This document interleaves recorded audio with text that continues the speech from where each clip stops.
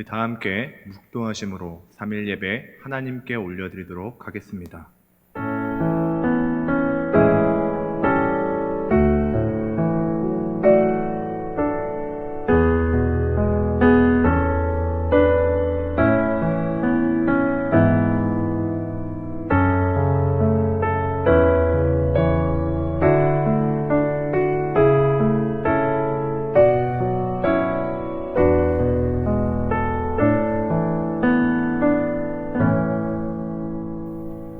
찬송가 94장입니다. 우리 찬송가 94장 함께 찬양하도록 하겠습니다.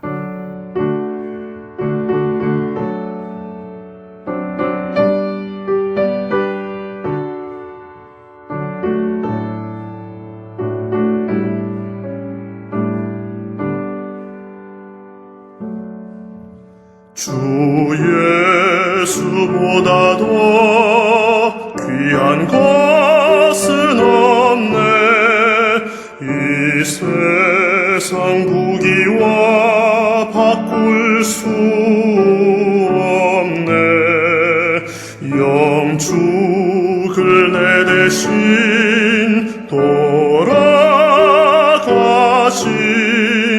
그 놀라운 사랑 잊지 못해.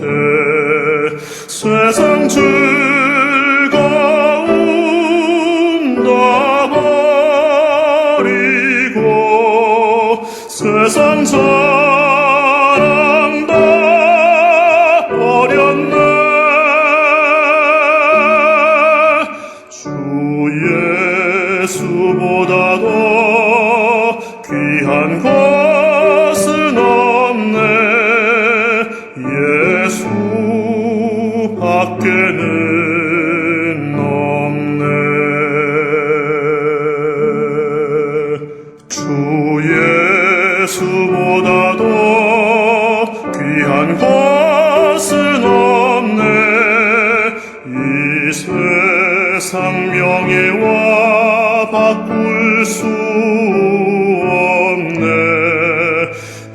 이전에 즐기던 세상 일도 주 사랑하는 마음 빼지 못해.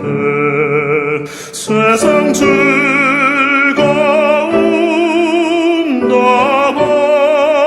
버리고 세상 사랑 다 버렸네. 주 예수보다 더 귀한 것은 없네. 예수 밖에는 없네.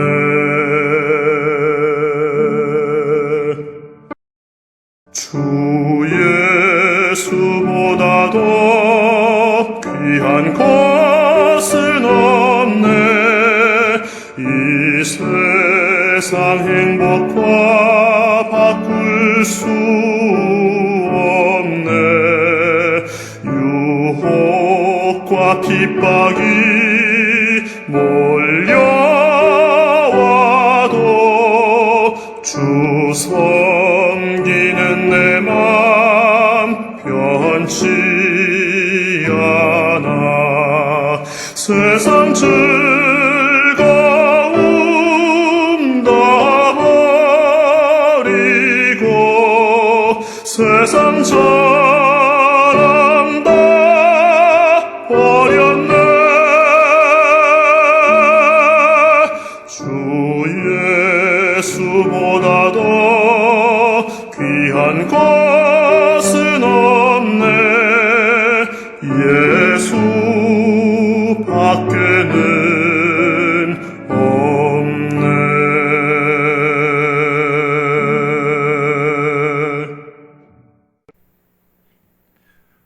우리 함께 보실 하나님 말씀 여호수아서 10장 1절부터 15절 말씀입니다. 여호수아서 10장 1절부터 15절 말씀입니다. 제가 봉독하도록 하겠습니다. 그때 여호수아가 아이를 빼앗아 진멸하되 여리고와 그 왕에게 행한 것 같이 아이와 그 왕에게 행한 것과 또 기브온 주민이 이스라엘과 화친하여 그 중에 있다함을 예루살렘 왕 아도니세덱이 듣고 크게 두려워하였으니 이는 기브온은 왕도와 같은 큰 성임이요 아이보다 크고 그 사람들은 다 강함이라. 예루살렘 왕 아도니세덱이 헤브론 왕 호함과 야르뭇 왕 비람과 라기스 왕 야비아와 에글론 왕 드빌에게 보내어 이르되 내게로 올라와 나를 도우라. 우리가 기브온을 치자. 이는 기브온이 여호수아와 이스라엘 자손과 더불어 화친하였음이니라 하매 아모리 족속의 5 왕들 곧 예루살렘 왕과 헤브론 왕과 야르뭇 왕과 라기스 왕과 에글론 왕이 함께 모여 자기들의 모든 군대를 거느리고 올라와 기브온에 대진하고 싸우니라. 기브온 사람들이 길갈 진영에 사람을 보내어 여호수아에게 전하되 당신의 종들 돕기를 더디게 하지 마시고 속히 우리에게 올라와 우리를 구하소서. 산지에 거주하는 아모리 사람의 왕들이 다 모여 우리를 치나이다 하매 여호수아가 모든 군사와 용사와 더불어 길갈에서 올라가니라. 그때 여호와께서 여호수아에게 이르시되 그들을 두려워하지 말라. 내가 그들을 내 손에 넘겨주었으니 그들 중에서 한 사람도 너를 당할 자가 없으리라 하신지라. 여호수아가 길갈에서 밤새도록 올라가 갑자기 그들에게 이르니 여호와께서 그들을 이스라엘 앞에서 패하게 하심으로 여호수아가 그들을 기브온에서 크게 살육하고 베트론에 올라가는 비탈에서 추격하여 아세가와 막게다까지 이르니라. 그들이 이스라엘 앞에서 도망하여 베트론의 비탈에서 내려갈 때에 여호와께서 하늘에서 큰 우박덩이를 아세가에 이르기까지 내리심에 그들이 죽었으니 이스라엘 자손의 칼에 죽은 자보다 우박에 죽은 자가 더 많았더라. 여호와께서 아모리 사람을 이스라엘 자손에게 넘겨주시던 날에 여호수아가 여호와께 아뢰어 이스라엘의 목전에 이르되 태양아 너는 기브온 위에 머무르라. 달아 너도 아얄론 골짜기에서 그리할지어다 하매 태양이 머물고 달이 멈추기를 백성이 그 대적에게 원수를 갚기까지 하였느니라. 야살의 책에 태양이 중천에 머물러서 거의 종일토록 속히 내려가지 아니하였다고 기록되지 아니하였느냐. 여호와께서 사람의 목소리를 들으신 이 같은 날은 전에도 없었고 후에도 없었나니 이는 여호와께서 이스라엘을 위하여 싸우셨음이니라. 여호수아가 온 이스라엘과 더불어 길갈 진영으로 돌아왔더라. 아멘. 3일 예배 가운데 오신 모든 여러분들을 환영합니다. 여러분 혹시 영끌이라는 단어를 알고 계십니까? 현대를 살아가고 있는 청년들 그리고 직장인들 하다못해 중고등부 아이들에게까지도 영끌이라는 단어는 익숙할지도 모르겠습니다. 원래 이 영끌이라는 말은 영혼까지 끌어모은다는 말의 줄임말로서 아주 사소한 것까지 끌어모은 행동을 강조하는 말로 사용되었습니다. 요즘에는 부동산이 급증하고 주식과 코인이 대세로 떠오르면서 영혼까지 끌어모아 대출한다라는 말로 주로 사용되곤 합니다. 영끌하여 집을 사고, 영끌하여 땅을 사고, 영끌하여 차를 사고, 영끌하여 주식을 사고, 코인을 사며, 영끌하여 내가 원하는 것을 사는 것. 현대인들은 재산을 이런 방식으로 증식해가고 있는 것 같습니다. 그들이 땅을 취하는 방법은 아마 영끌일 것입니다. 그렇다면 하나님의 백성인 우리는 어떻게 땅을 얻어야 하겠습니까? 우리 또한 영끌로 땅을 얻어야 합니다. 물론 우리가 취해야 할 방식의 영끌은 세상이 취하는 영끌과는 조금 다른 방법입니다. 우리가 취해야 할 영끌이라는 반응이 어떤 것인지 오늘 본문을 한번 살펴보면서 깨달아 보도록 하겠습니다. 본문 1절은 아도니세덱이 소식을 전해 듣는 장면으로 시작합니다. 아도니세덱은 어떠한 소식을 들었습니까? 그것은 아이성과 여리고성이 함락되었다는 소식이었습니다. 여리고가 함락되었던 것 같이 아이성이 함락되었다는 것입니다. 이것은 아이성이 여리고가 하나님의 능력으로 함락된 것처럼 아이성 또한 하나님의 능력으로 함락되었음을 이야기하는 것입니다. 거기에다가 기브온이라는 족속이 이스라엘 앞에 항복하여 그들의 종으로 들어갔다는 이야기를 아도니세덱은 듣게 됩니다. 사람은 어떠한 소식을 들을 때 반응하기 마련입니다.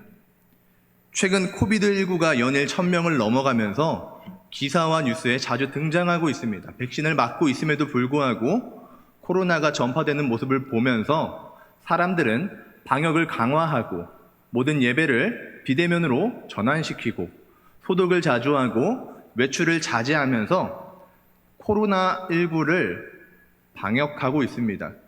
걸리지 않기 위해서 노력하고 있습니다. 이처럼 어떠한 소식이 들려올 때 사람들은 반응하기 마련입니다. 아도니세덱 역시 반응하는 것을 볼 수가 있습니다. 기브온이라는 족속은 이스라엘의 소식을 듣고 항복이라는 선택으로 반응했습니다. 그렇다면 동일한 소식을 들은, 아니 함락 소식을 넘어서서 기브온마저 이스라엘에게 화친을 청했다는 발전된 소식을 들은 아도니세덱은 어떠한 반응을 보일까요? 기브온과 동일하게 하나님 앞에, 이스라엘 앞에 항복할까요? 아니면은 다른 반응을 보일까요? 성경은 우리에게 아도니세덱이 어떤 반응을 보였는지 2절부터 5절까지 말하고 있습니다. 2절부터 5절에 드러나는 아도니세덱의 첫 번째 반응은 크게 두려워하는 것이었습니다. 아도니세덱이 두려워한 이유는 무엇일까요? 성경은 그 이유를 기브온이 왕도와 같이 컸기 때문이라고 이야기합니다. 기브온은 왕의 도시처럼 거대했으며 아이보다도 큰 도시였고, 기브온에 거주하는 기브온 주민들은 아이 사람들보다 강했다고 이야기합니다. 실제로 기브온의 위치는 전략적으로 유리한 위치에 있었으며 도시 전체가 요새화되었을 것이라고 고고학자들은 이야기합니다.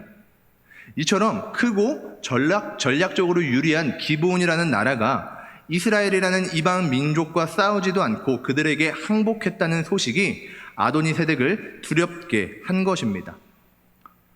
아도니세덱을 두렵게 한 이 두려움은 아도니세덱의 지혜마저 마비시킨 것 같습니다. 두려움을 느낀 아도니세덱은 지혜롭게 대처하지 못함을 우리는 볼 수가 있습니다. 그토록 크고 강했던 기브온마저 하나님께 대적하지 않았습니다. 왜냐하면 기브온은 알았던 것입니다. 자신들이 하나님을 대적할 때 여리고와 아이성처럼 자신들도 파멸할 것을 알았던 것입니다. 그래서 그들은 항복했습니다.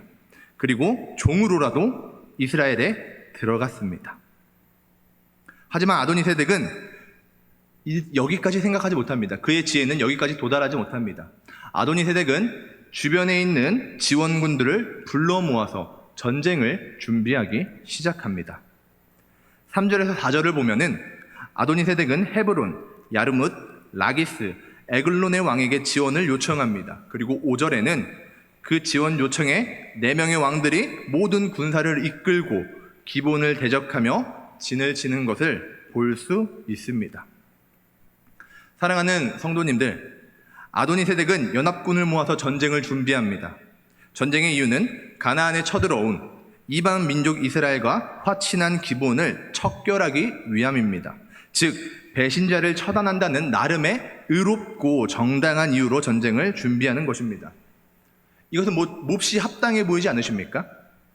자신의 땅에 쳐들어온 이방 민족을 대적하지 않고 그들과 배신해서 함께 자신의 민족을 괴롭히려고 하는 것처럼 보이는 대적을 맞서는 것, 이것은 몹시 타당해 보입니다. 이방 민족을 배격하지 않고 화친하는 것은 배신입니다. 우리가 대한민국 역사 가운데에 나라가 빼앗기는 것을 부추기고 돕는 사람들을 미워하고 그들을 향해 분노를 쏟는 이유가 무엇입니까? 이것과 동일한 이유가 아닙니까? 이러한 관점에서 바라보면은 아도니세덱과 연합군은 몹시 타당하고 합당한 이유를 품고 전쟁을 하는 듯 보입니다. 하지만 그들이 놓치고 있는 것이 있었습니다. 그것은 이 전쟁을 주동하고 있는 분이 사람이 아닌 하나님이라는 사실이었습니다. 오해하지 않길 바랍니다. 이 말은 하나님이 피를 즐기시거나 이유 없는 전쟁을 즐기는 이방 신과 같다고 이야기하는 것이 아닙니다. 오히려 하나님은 지금 상당히 선한 일을 행하고 계십니다. 하나님은 지금 가나안의 그릇된 봉건 제도를 무너뜨리시고 계십니다. 그리고 사람의 고유 명령이었던 땅을 경작하는 일을 제대로 하지 못한 악인들을 땅에서 쫓아내고 있는 것입니다. 그리고 땅이 없는 백성에게 땅을 주시기 위한 거룩한 전쟁을 하고 있는 것입니다.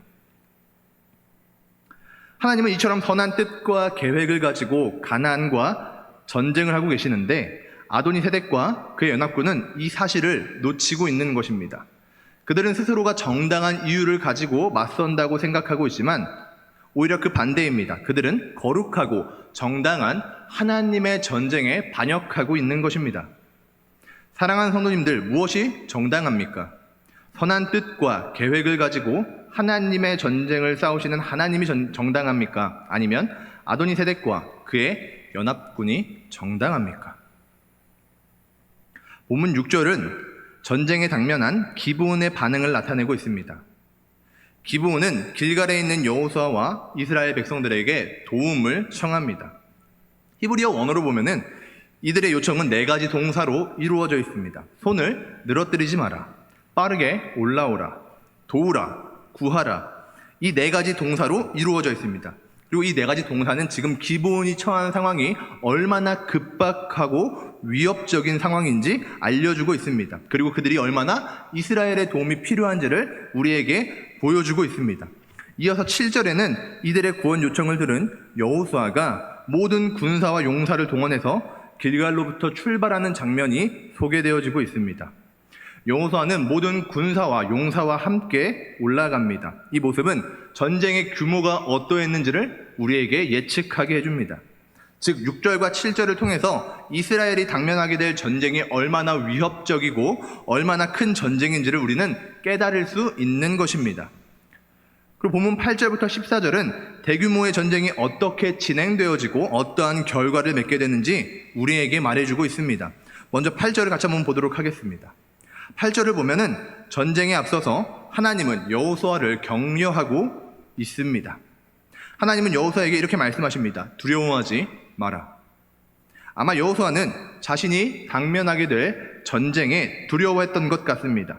하지만 이 두려움의 원인이 규모 때문인지 아닌 다른 무엇 때문인지는 성경은 이야기하고 있지 않기 때문에 우리도 이 두려움의 원인에 대해서 지나치게 해석할 이유는 없습니다. 다만 오히려 우리는 하나님께서 여호수아가 느끼고 있는 두려움을 해소시켜준다는 것에 집중해야 할 것입니다. 다시요.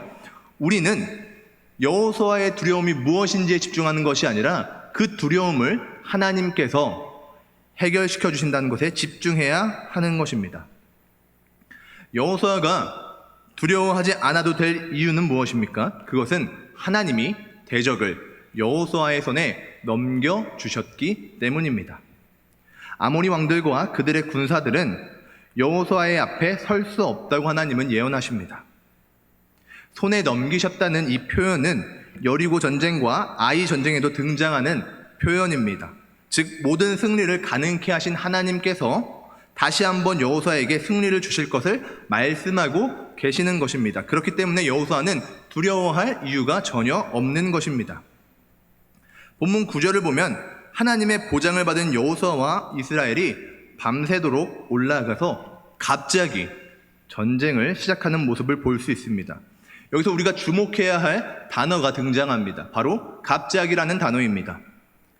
이 갑자기라는 단어는 히브리어 원어로 피투움이라는 단어입니다. 구약에서는 총 25번 사용되었고 대부분의 경우 하나님과 연관되어서 사용되어진 단어입니다. 특히 하나님의 갑작스러운 심판을 이야기할 때 사용되는 단어가 바로 피투움이라는 단어입니다.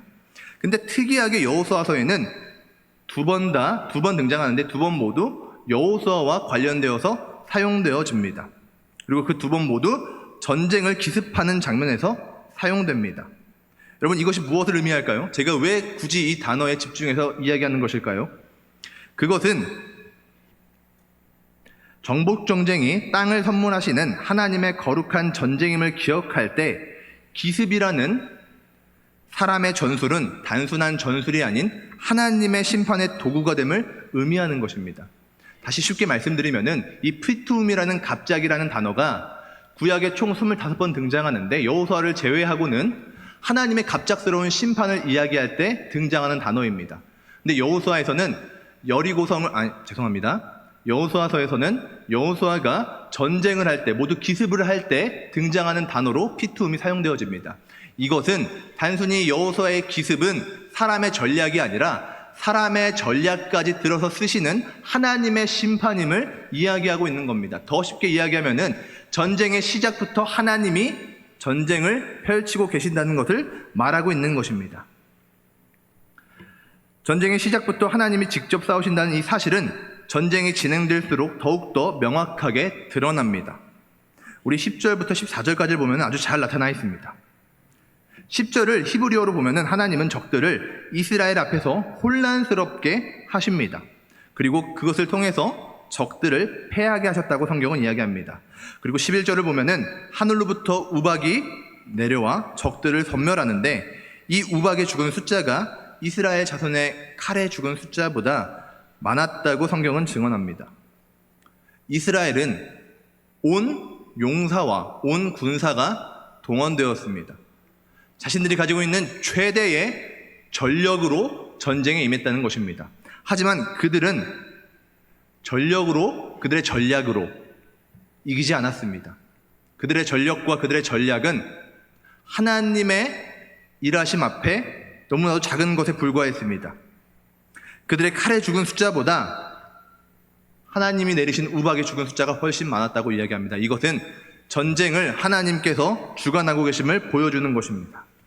또한 12절과 13절을 보면은 하나님은 여호수아의 목소리를 들으심으로 이스라엘 대적에게 원수를 갚기까지 태양과 달을 멈추시는 초월적인 능력을 행하심을 성경은 증언합니다.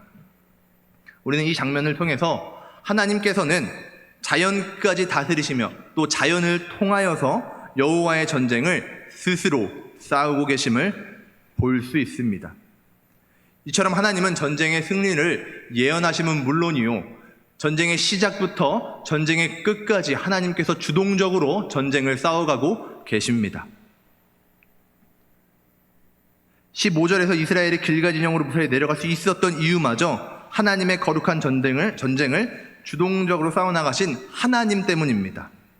사랑하는 가령교회 성도님들, 여호수아서는 땅이 없는 백성에게 땅을 선물하시는 하나님의 놀라운 이야기가 담겨 있습니다.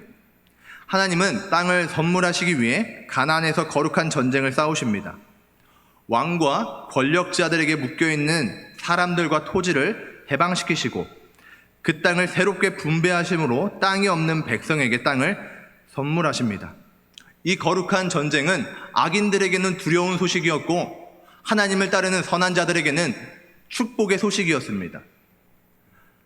땅을 경작해야만 하는 인간의 고유 명령을 무시하고 자기의 뜻대로 땅을 경작하고 자기의 뜻대로 땅에서 살았던 악인들은 쫓겨나게 되고, 비록 땅은 없지만 하나님의 말씀에 순종했던 선한 자들은 새로운 땅을 선물받게 되기에 선한 자들에게는 축복의 소식이요 악한 자들에게는 두려운 소식이었던 것입니다.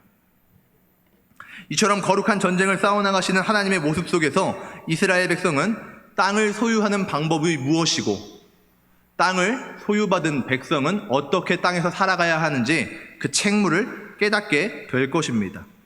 오늘 본문은 이러한 내러티브 속에서 하나님의 거룩한 전쟁을 하나님께서 스스로 싸워나가심을 보여주고 있습니다. 사랑하는 성도님들, 과거에 하나님의 백성에게 땅을 선물하시기 위해서 스스로 거룩한 전쟁을 싸워나가시는 하나님의 신실하심은 오늘날에도 지속되고 있습니다. 그분은 과거에만 일하시고 현재에는 멀리서 우리를 방관하시는 그런 하나님이 아니십니다. 도리어 우리가 인지하지 못할지라도 우리 곁에서 여전히 일하고 계시는 임마누엘의 하나님이십니다. 사랑하는 성도님들, 땅이 없는 하나님의 백성에게 땅을 선물로 주시는 여호와는 여전히 우리에게도 땅을 선물로 주십니다.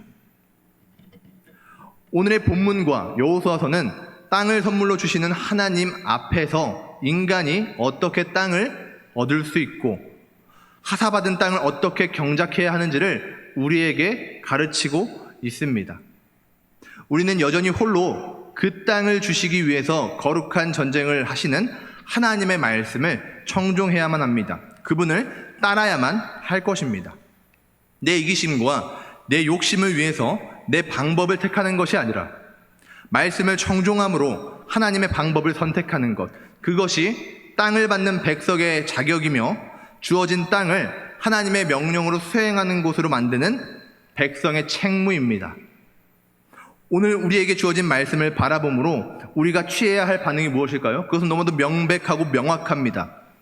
처음부터 끝까지 직접 거룩한 전쟁을 싸워나가시는 하나님을 신뢰하고 그분의 말씀에 순종하는 것, 그것이 주어진 말씀을 통해 우리가 취해야 할 반응입니다. 오늘 본문 여호수아서 10장 1절부터 15절, 더 나아가서 여호수아서 전체를 통해서 우리가 깨달아야 할 사실입니다.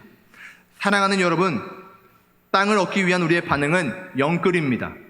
물론 우리의 영끌은 영혼까지 끌어모아서 대출하고 영혼까지 끌어모아서 투자하는 것이 아닙니다. 우리의 영혼은 온전히 하나님 앞에만 끌어모아야 합니다.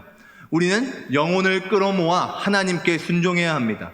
스스로 그 전쟁을 싸워나가시는 하나님 앞에 우리는 영혼을 다해서 순종하고 주님을 따라야만 하는 것입니다.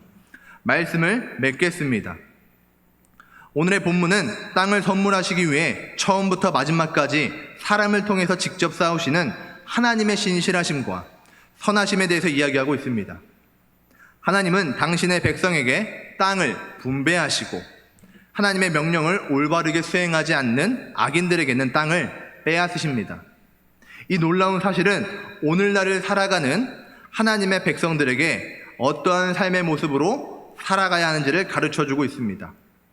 여기에 모인 모든 하나님의 백성들이 지금도 여전히 당신의 백성을 위해 거룩한 전쟁을 싸우시는 하나님 앞에서 하나님의 말씀을 청종하고 그분께만 순종함으로 땅을 받고 올바르게 땅을 경작함으로 하나님께서 부여하신 올바른 소명을 감당하는 모두가 되기를 간절히 소망합니다.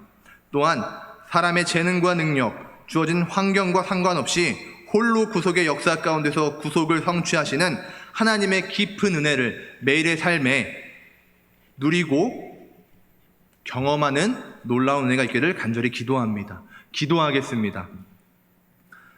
사랑의 하나님, 여전히 일하시며 땅이 없는 백성에게 땅을 선물하시는 주님, 이 시간 우리가 여호수아서의 말씀을 들었습니다.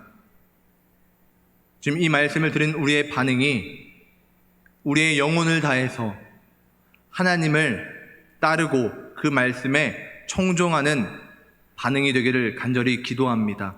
주님, 그리고 주님께 그렇게 순종하고 주님을 따르는 자들에게 하나님의 놀라운 언약을 성취하여 주시고 그 언약 가운데에 기쁨과 은혜를 충만히 누리는 그러한 주님의 자녀들이 될 수 있도록 은혜를 허락하여 주시옵소서.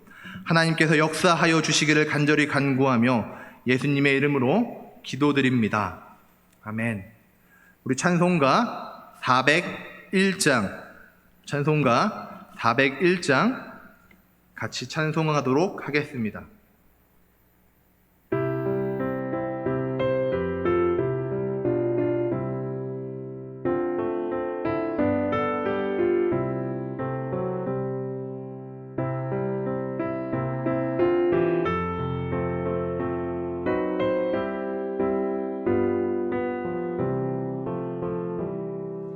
주의 곁에 있을 때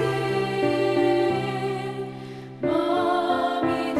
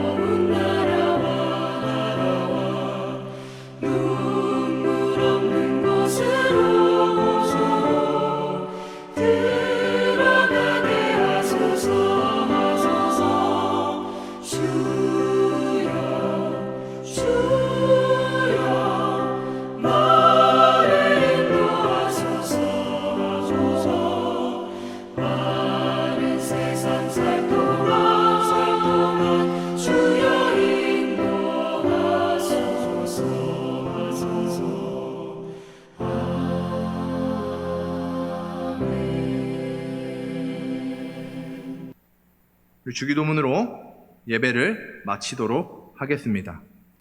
하늘에 계신 우리 아버지여, 이름이 거룩히 여김을 받으시오며 나라가 임하옵시며 뜻이 하늘에서 이루어진 것 같이 땅에서도 이루어지이다. 오늘 우리에게 일용할 양식을 주시옵고 우리가 우리에게 죄 지은 자를 사하여 준 것 같이 우리의 죄를 사하여 주시옵고 우리를 시험에 들게 하지 마시옵고 다만 악에서 구하옵소서. 나라와 권세와 영광이 아버지께 영원히 있사옵나이다. 아멘.